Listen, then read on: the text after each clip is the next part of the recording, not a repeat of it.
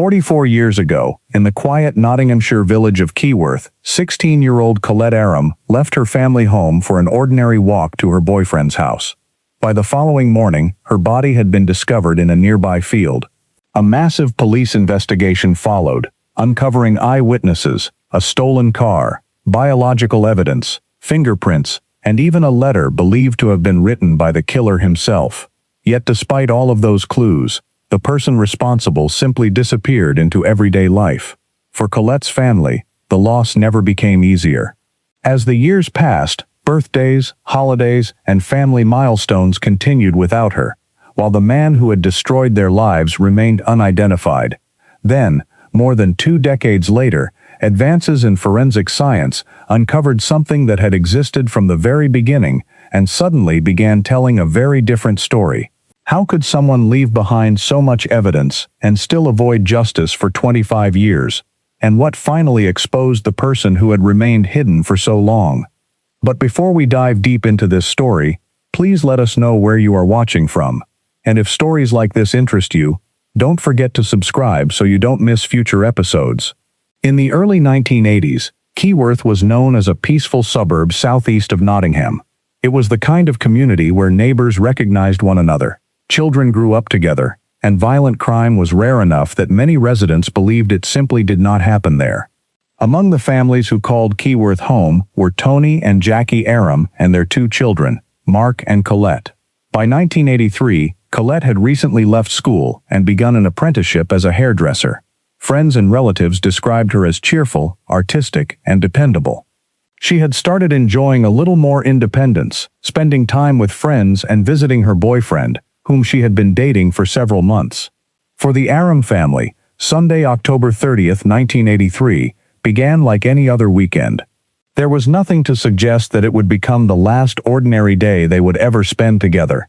That Sunday evening, the family shared tea together. Colette had spent part of the day making cakes before getting ready to visit her boyfriend. Usually, he would collect her by car, but on this occasion, his vehicle was unavailable. Instead, Colette decided she wanted to walk. Her mother, Jackie, was uncomfortable with the idea. Although the route was only about 20 minutes long, she offered to drive her instead. Colette insisted it was a pleasant evening and preferred to walk. Eventually, Jackie reluctantly agreed, but reminded her daughter to be careful and to return home by around 9:30. At approximately 7:50 p.m., Colette left the house.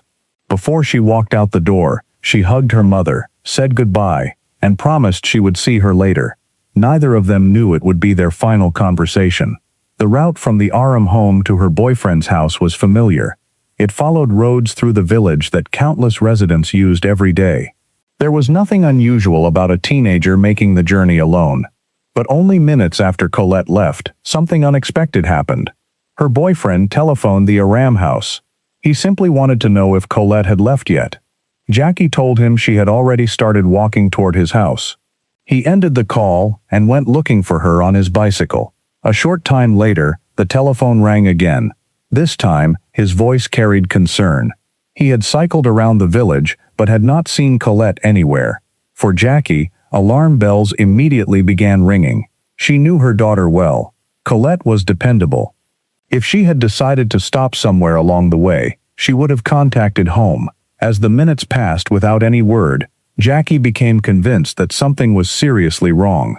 Her first fear was that Colette might have been involved in a traffic accident and was lying injured somewhere along the road. Neighbors tried to reassure her. This was Keyworth, they reminded her.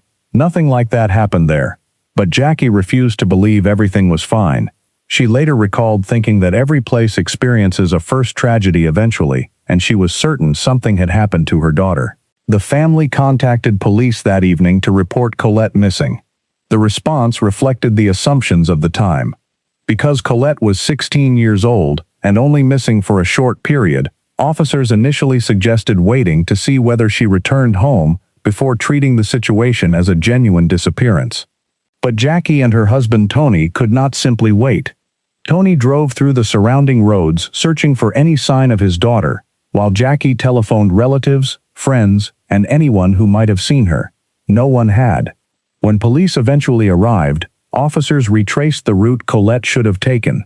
There were no obvious signs of an accident, no evidence of a struggle, no clues pointing toward where she had gone. It was as though she had simply vanished.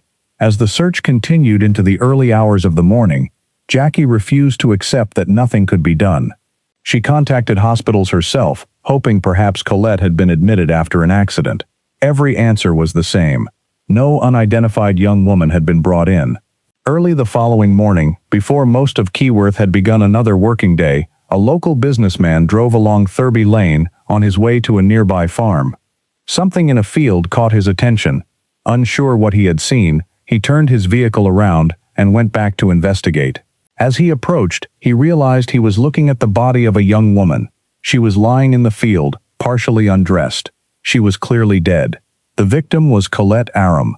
Police immediately sealed off the area and launched a murder investigation. The discovery devastated everyone connected to the family. Before officers had completed the cordon, Colette's brother Mark and his grandfather arrived near the scene. Mark managed to see his sister's body before police stopped him from going any farther. It was an image that, according to his family, remained with him for the rest of his life. Back at the Aram home, Jackie saw officers arriving. One brief gesture between policemen told her everything before a single word had been spoken. Her worst fear had become reality. The disappearance that had begun only hours earlier was now a murder investigation. A post-mortem examination established that Colette had suffered a serious sexual assault before being strangled. Investigators also concluded that the field where she was discovered was probably not where the attack had taken place. Nearby, officers located a red Ford Fiesta that had been reported stolen the previous day from Home Pierrepont, about 5 miles from Keyworth. Tire tracks leading into the field suggested the vehicle had been used to transport Colette's body. Inside the stolen car, investigators recovered blood and semen stains. At the time, they could not know it, but those samples would become some of the most important pieces of evidence in one of Britain's longest-running murder investigations. The investigation was now facing an unsettling reality. Someone had abducted a 16-year-old girl from the streets of a quiet village, murdered her, and disappeared without leaving behind an obvious suspect. Yet unknown to detectives, several people had already crossed paths with the killer. The murder of Colette Aram sent shockwaves through Keyworth and across Nottinghamshire. Detectives established a major incident room nearby and committed significant resources to finding the person responsible. From the beginning, investigators believed time would be critical. Their first task was reconstructing Colette's final movements. Witnesses reported seeing her walking normally through the village. She appeared relaxed and was heading in the expected direction toward her boyfriend's house. Nothing about her behavior suggested she believed she was in danger. Then another witness came forward with information that changed investigators' understanding of the timeline. A local resident reported hearing a scream followed by the sound of a car skidding. At the time, he had not connected the noises to a crime. Only after learning about Colette's disappearance did he realize their possible significance. The evidence suggested the abduction had happened quickly, only moments after Colette had last been seen alive. As officers continued interviewing residents, 2 teenage girls independently described unsettling encounters with the same unknown man earlier that evening. One girl noticed she was being followed through the village by a man whose behavior made her uncomfortable enough to seek safety at a nearby friend's house. The second encounter occurred around 7:30 p.m. A 14-year-old girl walking a dog was approached by a man asking for directions. A short time later, the same vehicle returned, and the man got out before unexpectedly turning away after noticing the girl's dog. Neither girl had been harmed, but investigators reached a chilling conclusion. Had circumstances been only slightly different, either of them could have become the victim instead. Using both witness accounts, detectives produced a description of the suspect: a stocky white man, around 5 feet 10 inches tall, with wavy hair. It was one of the investigation's earliest and most valuable leads. Then another witness added an even stranger piece to the puzzle. The landlady of the Generous Britain pub in Costock contacted police after seeing media reports about Colette's murder. On the evening of the crime, a man she did not recognize had entered the pub, claiming he was lost while visiting a friend. During their conversation, she noticed blood on his hands. When she mentioned it, The man appeared surprised before going into the restroom to wash the blood away using paper towels. Detectives immediately searched the restroom and recovered those discarded towels. The discovery seemed significant. But in 1983, forensic science could determine little more than basic blood characteristics. Investigators had no way of identifying whose blood was present. Weeks later, another unexpected development arrived. On November 17th, police received an anonymous letter, apparently written by the killer. The message mocked investigators and included details that had never been released publicly, convincing detectives that its author likely possessed direct knowledge of the crime. The letter also contained an accidental gift, a fingerprint. It appeared just above the words, "You will never get me." Investigators compared the print against available records. There was no match. Despite possessing eyewitness accounts, biological evidence from the stolen car, blood from the paper towel, and a fingerprint from the anonymous letter, detectives still had no name. The investigation expanded dramatically. Thousands of statements were collected. Thousands of documents accumulated. Hundreds of exhibits were examined. Every promising lead was followed. Every possible suspect was considered. Yet each avenue eventually ended the same way. Without a suspect to compare against the evidence, the investigation stalled. As months turned into years, resources naturally shifted toward newer cases. The murder investigation was never formally abandoned, but the dedicated team became much smaller. For Colette's family, that change was difficult to accept. While investigators still considered the case open, there were no arrests, no answers, and no indication that justice was any closer. Then, during the late 1980s and into the 1990s, forensic science entered a new era. DNA profiling began transforming criminal investigations across Britain. For the first time, investigators believed biological evidence collected years earlier might identify offenders who had previously escaped detection. In 1997, forensic scientist Dr. Tim Clayton was asked to re-examine the evidence preserved from Colette's murder. There was reason for optimism, but there was also risk. Many of the remaining samples were limited. Testing them could consume material that might never be replaced. Clayton decided the opportunity was worth taking. His team successfully identified Colette's own DNA profile. Recovering the killer's profile proved far more difficult. Many exhibits simply contained too little usable DNA. One promising source, a preserved semen sample collected during the post-mortem, produced only a partial DNA profile. It was enough to eliminate some individuals, but not enough to identify the man responsible. Once again, investigators had come painfully close. The evidence was still there. The killer had still left traces of himself behind, but science had not yet advanced far enough to reveal his identity. Meanwhile, somewhere beyond the investigation, the man detectives had spent years searching for continued living, an apparently ordinary life, unaware that the evidence he had left behind was simply waiting for technology to catch up. By the early 2000s, more than 2 decades had passed since Colette Aram's murder. For her family, every passing year was another reminder that the person responsible had never been held accountable. For Nottinghamshire police, the case remained unfinished. In 2004, the investigation was given new momentum. Detective Superintendent Kevin Flint, head of Nottinghamshire Police's homicide unit, ordered a comprehensive review of the case. Rather than treating it as an old file gathering dust in storage, his team approached it as though the murder had happened only days earlier. The scale of the review reflected just how extensive the original investigation had been. More than 2,500 witness statements were re-examined. Around 5,000 documents were reviewed. Nearly 700 exhibits were catalogued and entered into a computerized system, allowing investigators to compare information in ways that had not been possible in 1983.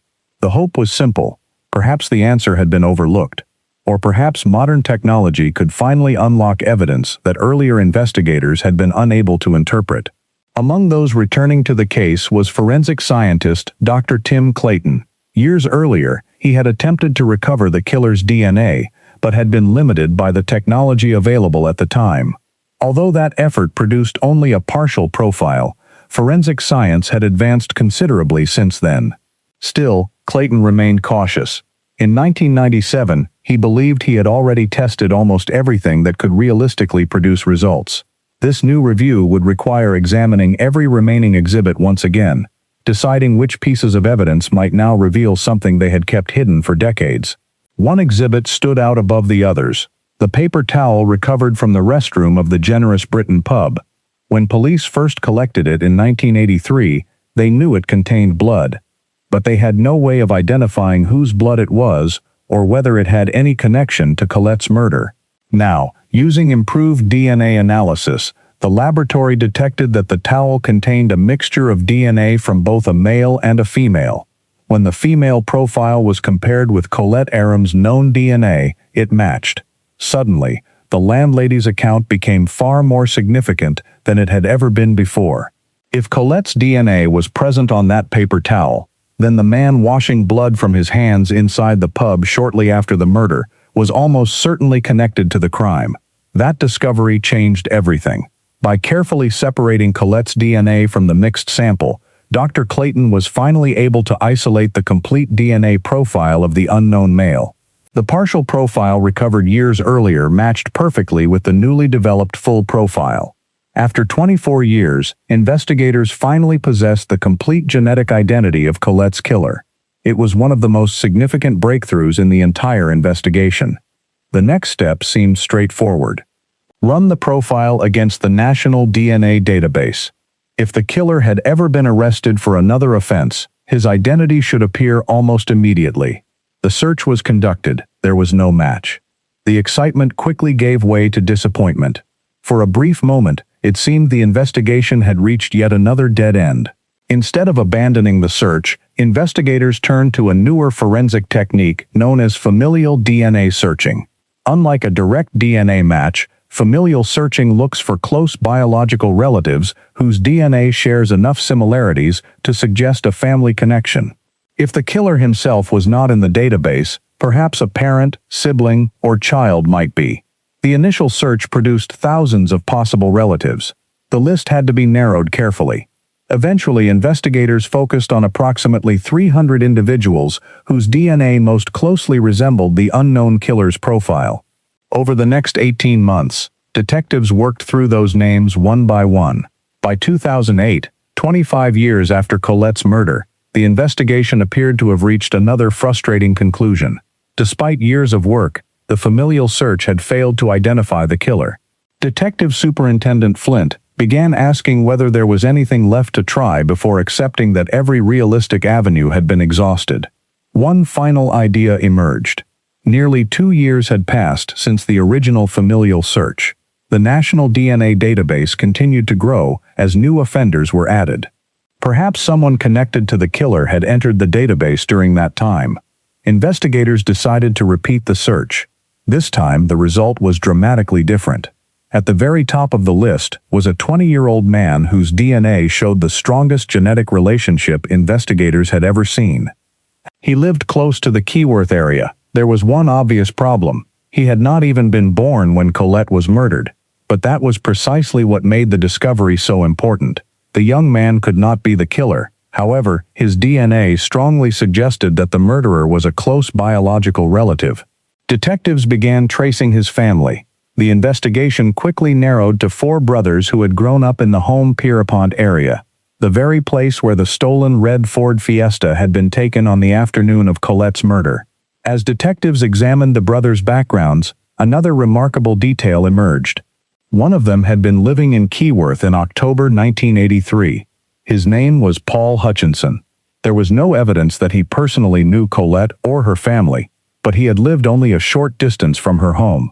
The closer detectives looked, the more they became convinced they had finally reached the right family. Still, suspicion was not enough. Only DNA could provide certainty. To eliminate any doubt, investigators decided to arrest all 3 surviving brothers simultaneously and obtain fresh DNA samples from each of them. On the morning of April 7, 2009, police officers carried out simultaneous arrests at 3 different properties across the Nottingham area. All 3 surviving brothers were taken into custody on suspicion of murder. Investigators knew the evidence would decide which, if any of them, was responsible. While forensic scientists rushed to analyze DNA samples and fingerprints, detectives questioned each suspect. Two of the brothers cooperated with investigators. The third, Paul Hutchinson, chose not to answer questions, exercising his right to remain silent throughout the interviews. Meanwhile, the forensic examinations continued. One of the first results involved a piece of evidence that had remained unsolved since 1983, the anonymous letter that had taunted detectives. When fingerprint comparisons were completed, one set matched perfectly. The fingerprint belonged to Paul Hutchinson.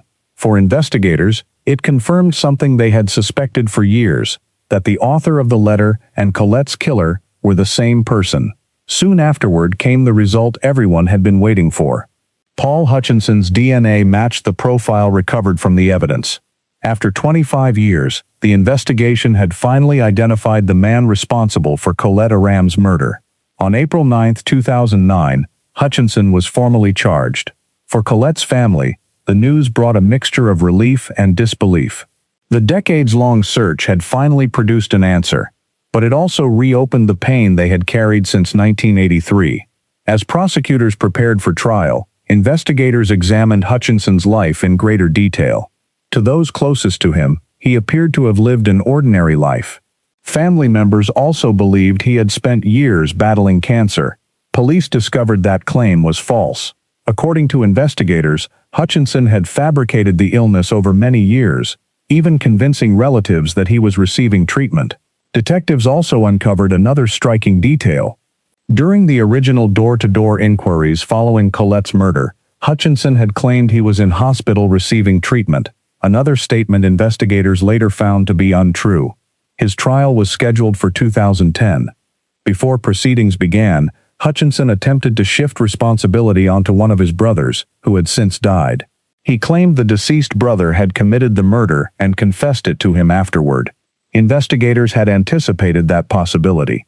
They obtained a preserved blood sample from the deceased brother's medical records, with the cooperation of his family.